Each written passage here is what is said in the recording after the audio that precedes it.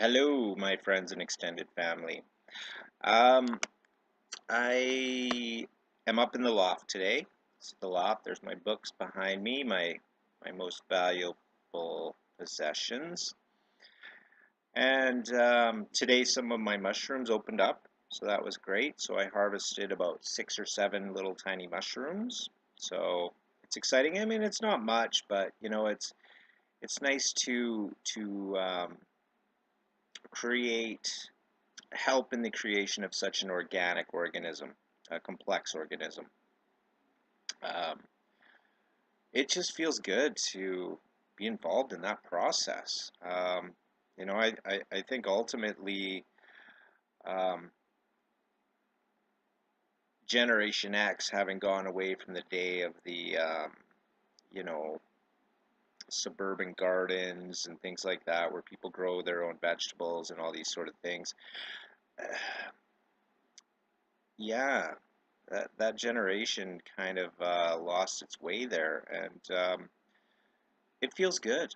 It feels good to reconnect and to grow things with your hands, and I want to get back into that um, in a big way. I mean, I'd love to be able to move towards a self-sustainable home slash farm, garden, whatever. Whereas you can, just create, well, survive using your own self, whatever. So, if down the road I can, get some sort of counseling ticket and continue maybe small time mushroom growing and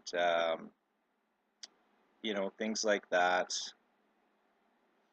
maybe that might be a feasible direction to move into. And I really like the word communism. I don't like the concept, obviously, as it exists in the world today, but I mean, the idea of living in small communities just really appeals to me, because there's so much I want to learn, and yet at the same time, if you wanted to be completely self-sufficient, well, you got to learn all kinds of things, and that's going to limit, your own. It's going to limit my hyper focus, which allows me to gobble up large bits of information if I can focus on it for weeks and months at a time, or days and whatnot, and not worry about other things. So, utilizing my ADD requires other people to really cash in on the benefits of it. So, anyways, so yes, some mushrooms have sprouted, so that's exciting for me. My friend Benjamin Buttons from out in Ontario had some topic ideas. I mean, obviously, a few of you have been trying to piece together my life, and in watching my videos, welcome to my ADD. So, there's no real chronological timeline to my conversations and my blog here. So you bounce around like I bounce around. Um, thank God for the society tying me down to all these silly little issues that drive me mental. Um, but it keeps me coming back to certain topics. So some of the topics she had discussed was God, I think, was one. Um, DUIs in Canada, and more about me and where I come from. Well, where did we leave off? I think, childhood wise, um, I think in hindsight, the 70s were the time of the very toxic diet with the TV dinners, microwaves, all these things coming out that were sapping nutrients. So I was a very hungry little boy. I'm currently 6'4". My top weight was about 225, 235 pounds, somewhere in there. Um, and I'm sitting at about 175 now. So since I quit drinking, I lost about 50 pounds from my average sort of weight. Um, well, I mean, anywhere from 185 to 220 was kind of my average throughout my adult years. Um, So yeah, I grew up during the time when nutrients was getting sucked from the foods. The diet industry was packing in, artificial sweeteners and sugars. They were removing fat, and I think everybody's diets got screwed up in a hard way. And I don't really track obesity population wise, but I mean, certainly I think we're all aware that Canada, United States, the Americas are pretty brutal for their obesity epidemics. And I imagine that's probably soared in my lifetime. Um, but I mean, you can check those things out yourself. I'm not throwing them out there as facts or anything like that. But anyway, so yeah, I mean, I grew up. I was extremely skinny, always growing. I was always tallest kid in my class for the most part. Not my school. There was always a few people taller than me. But anyways, I for enjoyment wise, I never liked doing anything by myself. So I was always going and calling on my friends. And no, I like to do all kinds of things. I like to go out in the woods and catch frogs, play in the sandbox. Outdoors, I think was one of my favorite things. And then once games and Dungeons and Dragons and things like that, where you worked on dynamics of characters, the idea of the RPG, role-playing games, really appealed to me. And I think that's the way I'm kind of set up, right? Like I'd like to see, I like to work on things and improve things and build and create, but I like some sort of knowing, like if you do this, you're going to get this. And unfortunately, with life, the steps weren't so clear. And I think that's what I'm doing now in my moral education that I'm giving myself and spiritual education, in trying to make those connections of how we build on ourselves and what things we need to adjust to get certain results, because it's not always clear and people are not always spelling it out for you in the simplest possible terms. So, again, as far as God goes, my idea behind God is simply this: is that you as a person, wherever you're from, whatever influences you've had, etc., etc., etc., step outside of everything and ask yourself this question. Do you believe that there's something outside of this reality or interwoven into this reality protecting you to a certain degree, that's above you, that's the reason for you, that is a benevolent force, a good force in your life? That, do you believe that there's something there and that your job is to you know connect more with that force and to grow with that force? So that's the simple question. Do you believe that there's something like that? Um, and I mean, I would want to believe that, and I think the majority of people would want to believe that. So does it do anyone any harm in not believing it? Or I mean, in believing it? Not really. I wouldn't think so. So, and what's the worst case scenario? That you die because of your beliefs, or that you die and find out that you were wrong, you've been duped? Well, I mean, at least during your lifetime, you had some sort of faith that you were backed up, and that you had a sort of force behind you rooting you on, and I think that's a positive thing. um, if someone wants to wait around for their proof for this or go looking for that proof, I mean, that's kind of what I did. I didn't necessarily believe anything blindly. but I was curious. I wanted to know, and there was lots of people talking about God in the world and religions and arguing about God. So I wanted to get in on that conversation. I wanted to know what was happening. So I went looking and I found some answers for myself in my own way and what I needed to make some decisions as far as those possibilities, and then to continue on with a sort of a Gnostic tradition of experiencing and then trying to make sense of those things. So got a little off topic, but that's roughly my idea of God. And once you decide that I believe there is something, then you can go in steps and increments in finding what that is to you and working on building the understanding of God for yourself. So, what was the other one? DUIs. All right, so DUIs in Canada are a money grab, for one. Secondly, uh, alcoholism was infected. Canada has been infected with alcoholism. The United States was infected with alcoholism. There was a war. It was called Prohibition. That was a war about alcohol, right? And other people not wanting alcohol to infect their society. So this is a the opium wars. One day we may look back in history and call this the alcohol wars, right?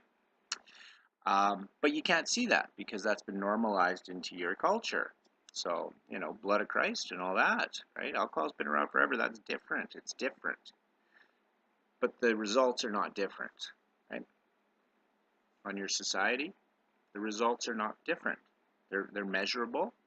You can measure the results of introducing alcohol to a society, and they're negative results.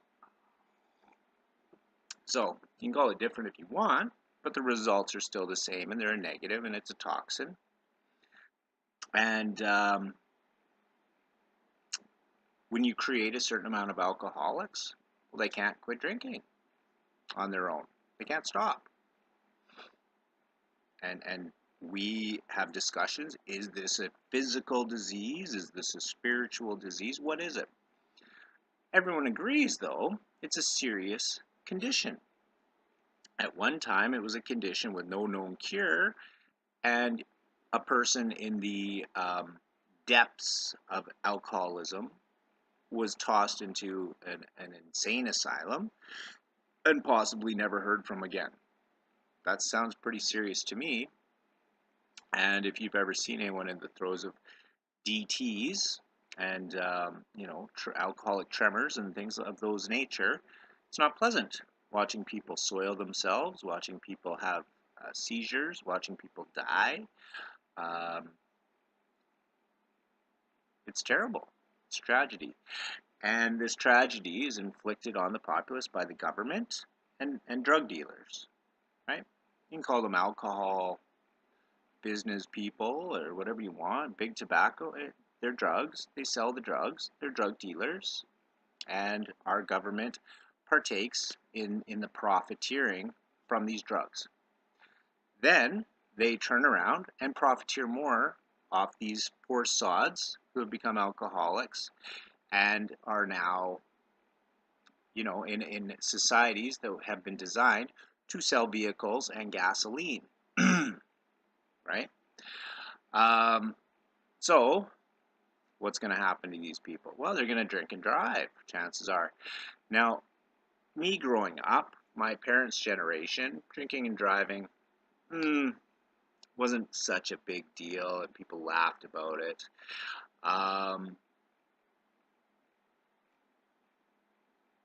Wasn't a thing. So that was the impression we were given. I remember at 16 waiting for the truck to go out with my friends, my dad's truck, and him coming home and pulling up on the front lawn and doing a donut in the snow, drunk, and he'd just come from the bar. But we were then going to go with our fake IDs too, and we would probably drink and drive home too. It was just a thing.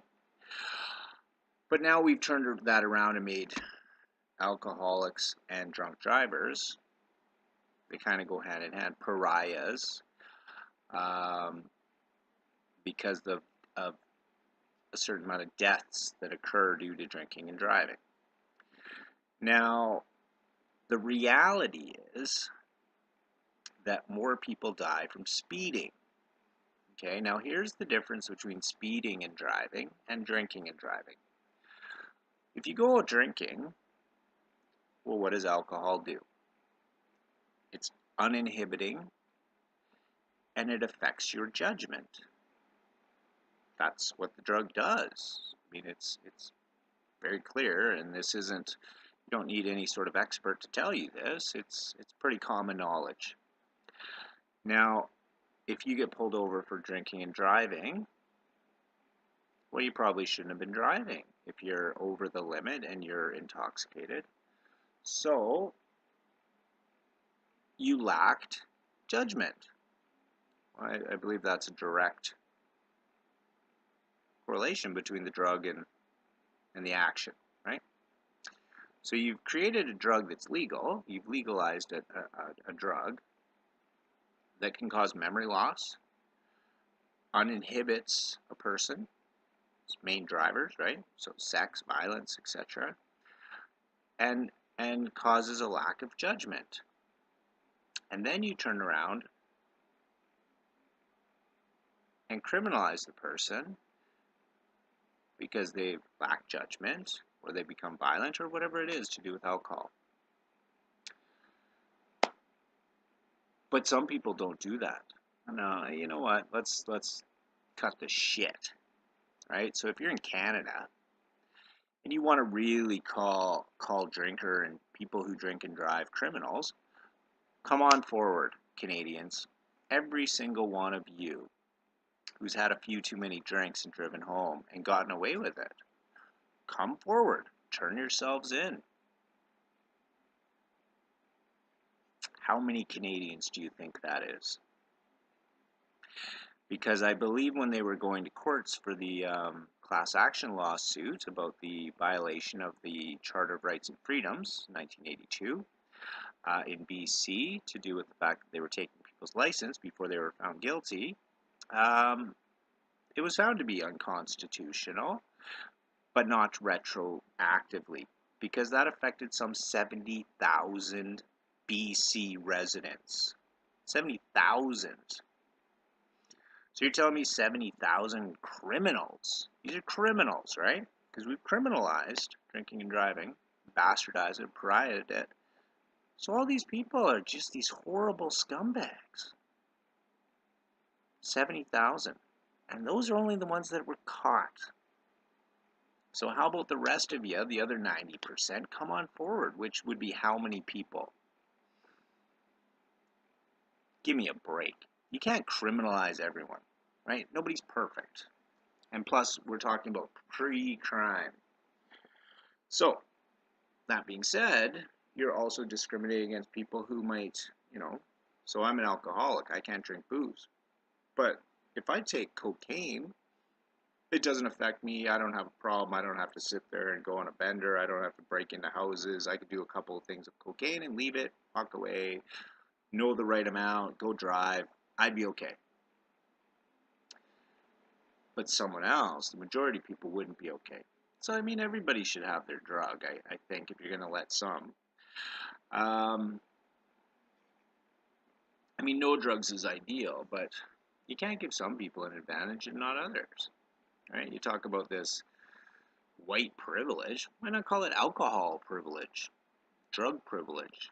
I think they got rid of opium. They made opium illegal because they didn't want Chinese people around at some point in our past, right? So, anyways, as far as DUIs go, it's just another way to tag people and bastardize people and take money from people and keep people down that are actually victims, right? Because if anything, every alcoholic should be coming forward and demanding that their medical bills are taken care of and that they receive compensation for being utilized as having drugs pushed on them. via the television, via the government saying it's okay, via the ABC agencies saying, oh, it's fine. What's fine about it? You're gonna make, you turn around and you make something like cigarettes and alcohol legal that are so brutally and blatantly poison, and then you make something like marijuana and mushrooms and things like that illegal that don't have the addictive qualities and don't have the toxic qualities of these other two that are causing us what I mean, how much money do we spend in healthcare because of tobacco and alcohol versus these other two that don't have those addictive qualities or the toxic qualities. They have medicinal qualities and you make them illegal. So what is that telling us about our government? You're poisoning us blatantly? Obviously, I mean, anyone can stop and realize that, and yet we don't. And yet we somehow still want to believe that the government is benevolent. No, they're not. They're idiots. And whoever's running our government are evil, blatantly evil. So there's a little bit more on DUIs. Um, Benjamin Button wanted me to walk you through the day to day of it. Well, I will. I will. I mean, it's been going on for almost 5 years now. Because it's they don't just they wreck you financially. The whole works. It's not like you just go spend some time in jail. I mean, 3 months in jail would have been a much better deal. A year in jail would have been a better deal. But we'll go through that again at another juncture. And what was the other thing? One more about me. So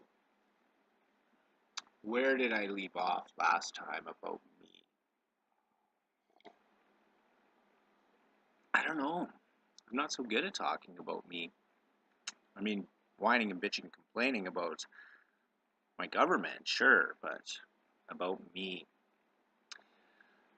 I don't know. I lose steam as soon as it gets back to me. But anyways, there's my little chat for today, and I wanted to catch up with you folks. And I've got a couple books coming to complement my Golden Dawn book, so I'm going to start with those two when they arrive. Modern Magic and Self-Initiation into the Golden Dawn. So my dear friend from Europe is sending me that, and great big thanks to her. And my other friend in Las Vegas, hopefully I will talk to her soon. She's been sending me a lot of information about borderline personality and things like that. That's been very helpful.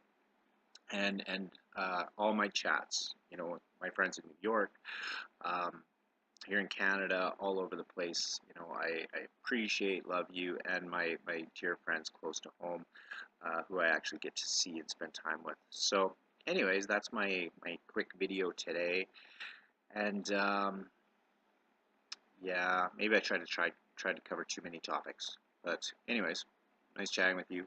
I missed you all, so thanks.